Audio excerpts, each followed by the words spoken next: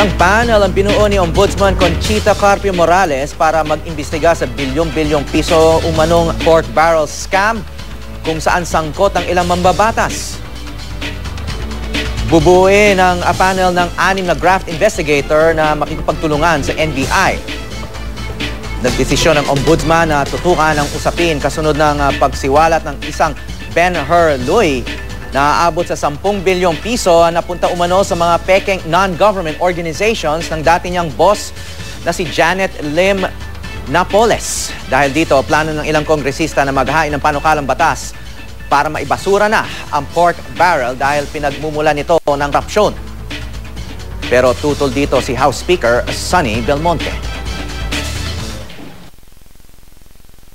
There's all sorts of things we can do to see to it that the PDAF 100% goes to the benefit of the people there and to nobody else.